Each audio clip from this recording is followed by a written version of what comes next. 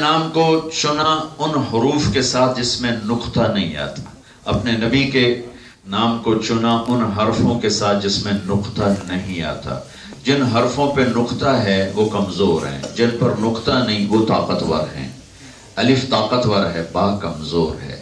سین طاقتور ہے، شین کمزور ہے. صاد طاقتور ہے، ضاد کمزور ہے. را طاقتور ہے، زی کمزور ہے. تو اللہ نے اپنا نام بنایا ان حروف سے جس میں نقطہ نہیں. اللہ. اپنے حبیب کا نام بنایا ان حروف سے جس میں نقطہ نہیں. محمد، احمد. پھر اللہ نے اپنے نام میں 4 حرف رکھے. اللہ. اپنے حبیب کے نام میں 4 حرف رکھے. محمد. اور احمد میں بھی 4 حرف رکھے. احمد. پھر جب جوڑ کے کلمہ بنایا تو لا الہ الا اللہ میں 12 حرف اور محمد الرسول اللہ میں 12 حرف ہے. ایسے کلمے کو تولا ہے اللہ تعالیٰ نے کہ اس کو برابری پہ آ کے تولا ہے، برابری پہ. اور اعلان کیا ہے کہ بتاؤ فلا وربک لا یؤمنون حتی یحکموک فیما شجر بینہم. اے میرے حبیب، مجھے آپ کے رب کی قسم، یہ قرآن کی سب سے خوبصورت قسم. اے میرے حبیب، مجھے آپ کے رب کی قسم، ان سب کو بتا دیں کہ تیری نہیں مانیں گے تو میں قبول نہیں کروں. لا الہ الا اللہ پاسپورٹ ہے، محمد الرسول اللہ ویزا ہے. پاسپورٹ کے بغیر سفر نہیں ہو سکتا، ویزے کے بغیر انٹری نہیں ہو سکتے. لا الہ الا اللہ جنت کا پاسپورٹ ہے، محمد الرسول اللہ جنت کا ویزا ہے.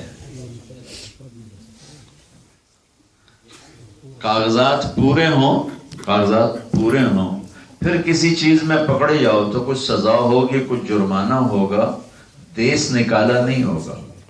لیکن اگر تمہارے کاغذات غلط ہوں اور کام تمہارے سارے ٹھیک ہو تو میں اٹھا کے پھینک دیں گے باہر.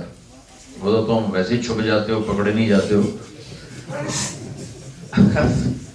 پکڑے جاؤ یا ویسے رحم کر کے چھوڑ دیتے ہو تو الگ بات ہے.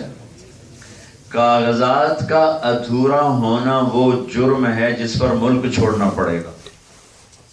کاغذات پورے ہوں پھر کوئی جرم ہے تو یا جرمانہ ہے یا جیل ہے یا تھوڑی سزا ہے.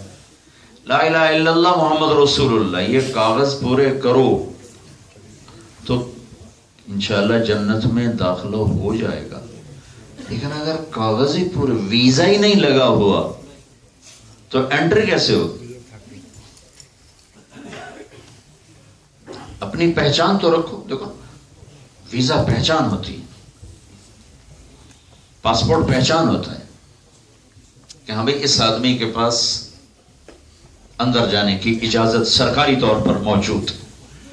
تو یہ لا الہ الا اللہ، یہاں تو تم جعلی کاغذ بھی بنا لو گے شاید، لیکن جنت کے دروازے پر نہ جعلی پاسپورٹ چلے گا نہ جعلی کاغذ چلے گا. صحیح پاسپورٹ دکھانا پڑے گا، صحیح ویزا دکھانا پڑے گا. اور میرے اللہ نے ایک سے پیار کیا، وہ ہے محمد مصطفیٰ صلی اللہ علیہ وسلم. ان کو ایک آئیڈیل ہمارے سامنے پیش، اور یہ واحد ہستی ہیں. چونکہ ان کو قیامت تک کے لیے نبی بنایا تو پیدائش سے وفات تک کسی چیز کو اللہ نے گم نہیں ہونے دی. مجھے اپنی تاریخ پیدائش تو یاد ہے، دن نہیں پتا کون سے دن تھا، کون سا دن تھا. لیکن میرے نبی کو دنیا سے گئے ہوئے 1400 سال ہو رہے ہیں، اور ایک یتیم پیدا ہو رہے ہیں، ایک فقیر کے گھر میں پیدا ہو رہے ہیں. ساری تاریخ مورخ زمین سے لے کر آسمان تک بیدار کر دیے گئے کہ اس بچے کی کوئی چیز ضائع نہیں ہونی چاہیے. دنیا کا سب سے بڑا بادشاہ چنگیز خان ہے، سب سے بڑا بادشاہ چنگیز خان ہے. 570 میں پیدا ہوا، ہجری میں 570 ہجری میں پیدا ہوا. دن کون سا تھا، مہینہ کون سا تھا؟ دنیا کا سب سے بڑا بادشاہ، کچھ پتہ نہیں. 620-30 میں وہ مرا ہے. کہاں خبر ہے کہاں مرا کچھ پتہ کوئی نہیں. 640 کے قریب وہ مرا ہے. یتیم پیدا ہو رہے ہیں، فقیر کے گھر پیدا ہو رہے ہیں. عبد المطلب بیت اللہ کا پردہ پکڑ کے رو رہے ہیں، میرا بیٹا پہلے ہی چلا گیا، اگر بیٹی ہوئی تو اس کی نشانی ختم ہو جائے گی. اسے کیا خبر کہ آج کیا ہو رہا ہے، کائنات کے سردار آ رہے ہیں. پر اسے تو نہیں پتا کیا ہو رہا ہے. جن کو پتا ہے وہ ان کے یہاں شور مچا ہوا ہے. ایک سمندر کی مچھلیاں دوسرے سمندر کی مچھلیوں کو مبارک دینے جا رہی کہ مبارک ہو، آج اللہ کے محبوب آ گئے. ایک سمندر کی مچھلی دوسرے میں نہیں جاتی، واپس چلی جاتی. میں کیپ ٹاؤن کے ساحل پر کھڑا تھا جہاں دو سمندر ملتے ہیں، تو وہاں مجھے انہوں نے بتایا کہ ادھر بحر ہند ہے، ادھر بحر اوقیانوس ہے.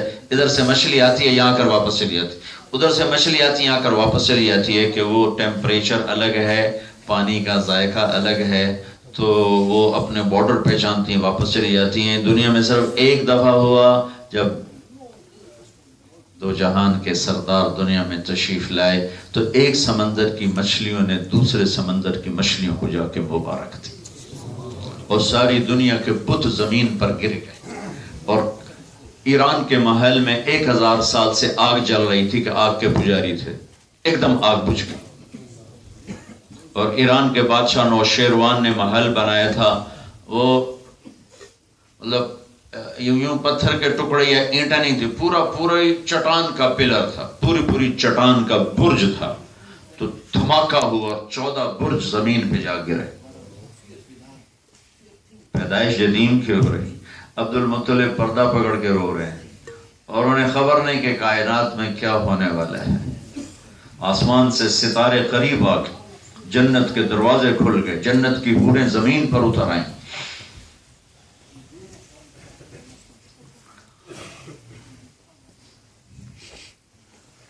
آپ کی دائی ہیں شفا، حضرت عبد الرحمن بن عوف کی والدہ شفا، ان کا نام ہے شفا.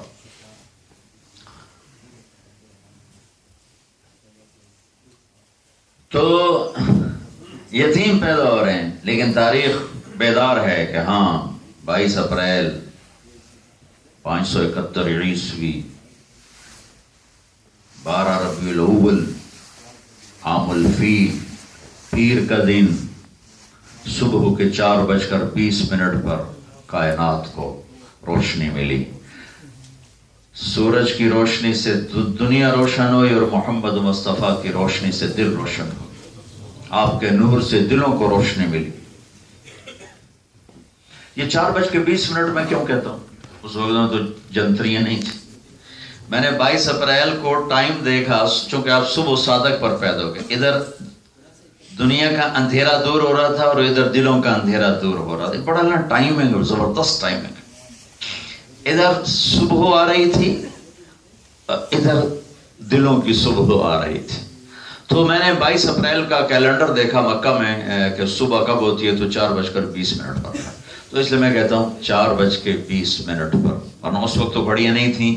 کوئی یہ نہ کہے جو ان کے ٹائم کے تھکڑ لیا، کیونکہ اعتراض کرنے والا کہیں سے بھی پکڑ سکتا ہے نہ ٹائم کے تھکڑ لے. تو یہ ٹائم میں تھکڑ ہے کہ میں نے وہاں سے ڈائری دیکھی، وہ جنتری دیکھی، تو اس میں 4:20 پر صبح سے، کسی میں 18 ہے، کسی میں 22 ہے، 20 زیادہ 20 ہے. ان کے لیے کائنات الرٹ ہے کہ وجہ کائنات آ رہے ہیں. اور آپ کی دائی میں نے بھی بتایا شفا. اگلی بات میں نے بتانی تھی، جب آپ پیدا ہوئے تو بچہ پیدا ہوتا ہے تو اس کے ساتھ کتنی غلاستیں آتی، اس کو وہ گندگی میں ہوتا ہے، لیکن آپ باہر آئے تو دھلے ہوئے باہر آئے، جسم پہ ایک ذرہ نہیں تھا کسی غلادت کا. اور بچے کی ناف اور ماں کی آنت جڑی ہوتی، باہر آ کے کاٹا جاتا ہے، لیکن آپ کی ناف اندر سے ہی کٹ کے باہر آئی تھی. پھر بچے کا ختنہ ہوتا ہے ہفتے بعد یا مہینے بعد، جیسا آپ ماں کے پیٹ سے ختنہ کروا کے باہر آئے تھے، آپ کا ختنہ باہر نہیں ہوا ہے. اور پھر جب آپ کو ہاتھوں میں لیا تو سارے کمرے میں خوشبو پھیل گئی. لہٰذا وہ حیران ہو کے دیکھ رہی ہے شفا بچے کو، یہ کیسا بچہ ہے؟ جو دائی ہے لیڈی ڈاکٹر ہے، ہمارے دیہاتوں کے جیسے ہوتے. تو وہ انہوں نے ماں کے پہلوں میں لٹایا، تو یہ بچہ جو ماں کے پیٹ سے نکلا ہے اور 15-20 منٹ اس کی عمر ہے، آدھا گھنٹہ اس کی عمر ہے، جو ہی ان کو لٹایا تو ایک دم آپ نے پورے جسم میں ایک جھرجھری آئی اور آپ نے یوں کروٹ بدلی اور فل سجدے میں چلے گئے. سجدہ کیا، پورا سجدہ لمبا. ماں بھی کانپ رہی، دائی بھی کانپ رہی. پھر اس کے بعد ہاتھوں کا سہارا لیا اور یوں اپنی چھاتی کو اٹھایا، سر کو اٹھایا اور الٹے ہاتھ پر ٹیک لگا کے سیدھا ہاتھ اوپر کر کے شہادت کی انگلی کو یوں کیا تو پورے عالم میں نور پھیل گیا۔ سامنا فرماتی ہیں کہ میں نے پورا عالم روشن دیکھا، اور اس کے بعد آپ ایک دم گرے ہو جیسے کوئی بچہ۔ تو ماں نے گھبرا کے گود میں لے لیا۔ یہ کیا؟ تو گھر کی چھت پھٹی اور ایک بادل اندر آیا، بادل دھند مسٹ، غمام، دھند میں نظر نہیں آتا ہے تو پورے کمرے میں دھند چھا گئی، تو حضرت سامنا کو بچہ گود میں نظر نہیں آ رہا، تو دھند میں سے آواز آئی، طوفوا به مشارق الارض ومغاربها لیعرفوا باسمه ونعته وصورته۔ اس بچے کو مشرق مغرب شمال جنوب کل کائنات پھرا دو اور ہالینڈ والوں کو بتا دو کہ اس کے پیچھے چلو گے تو منزل ملے گی، ورنہ دھکے کھاتے رہو گے۔ پورے عالم کے انسانوں کو بتا دو یہ ہے اللہ سے ملانے والا، یہ ہے جنت کا چابی والا، یہ ہے اللہ کا جھنڈا اٹھانے والا، یہ ہے قیامت کا دن شفاعت کرنے والا، یہ ہے مقام محمود والا، یہ ہے پل صراط سے شفاعت کے ذریعے پار لگوانے والا، یہ اسے ڈھونڈو، یہ نہ ملا تو کچھ نہ ملا۔ چون ہمارا دین رسم بن گیا، ربیع الاول کے 12 دن جلسہ بھی کرو اور نعتیں